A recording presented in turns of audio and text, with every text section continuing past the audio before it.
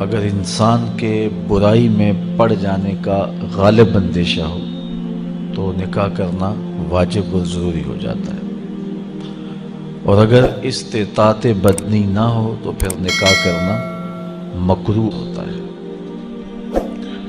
حضور نے نکاح کو اپنی سنت قرار دیا، النکاح من سنتی فمن رغب عن سنتی فلیس منی۔ حضرت عثمان بن مظعون رضی اللہ تعالی عنہ نے حضور علیہ السلام سے اجازت طلب کی، تبتل کی، کہ نکاح نہ کروں اور ایسے ہی زندگی گزاروں، لیکن حضور نے ان کو منع فرما دیا۔ حضور نے نکاح فرمائے ہیں اور متعدد نکاح فرمائے ہیں، اس لیے اس شریعت میں رہبانیت کا تصور نہیں ہے۔ لا رہبانیت فی الاسلام، اسلام میں رہبانیت نہیں ہے۔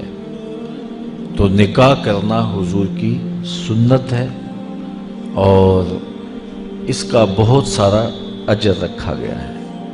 حضور نے ارشاد فرمایا، تزوج الودود الولود، محبت کرنے والی اور کثرت کے ساتھ بچے جنم دینے والی خواتین کے ساتھ نکاح کرو، تاکہ کل قیامت کے دن کثرت امت کی وجہ سے میں نبیوں میں فخر کروں۔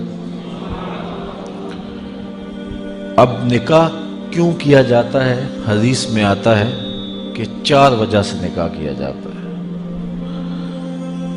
لے مالہا، لے حسبہا، لے جمالہا، لے دینہا۔ کسی خاتون سے نکاح اس کے مال کی وجہ سے کیا جاتا ہے کہ وہ مالدار بہت ہے تو میرے ہاتھ بھی مال آ جائے گا، یا اس کے حسب و نسب کی وجہ سے کیا جاتا ہے کہ عالی مرتبت خاندان سے میرا رشتہ ازدواج کا قائم ہو جائے گا۔ ہمارے دیہاتوں میں کہتے ہیں کہ بازو بن جائیں گے۔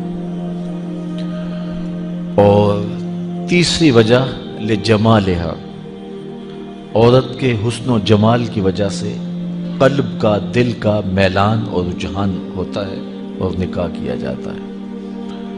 اور چوتھی وجہ لدینہا، کسی کے دین کی وجہ سے نکاح کیا جاتا ہے، اور حضور نے فرمایا دین کی وجہ سے نکاح کرنے والا کامیاب ہے۔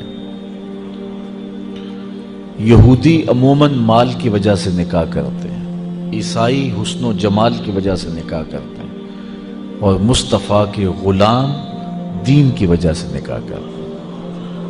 حضور نے ارشاد فرمایا، جب تمہیں کوئی پیغام نکاح بھیجے اور تمہیں اس کا دین اور اس کے اخلاق پسند ہوں تو پھر انکار نہ کرو، نکاح کر دو۔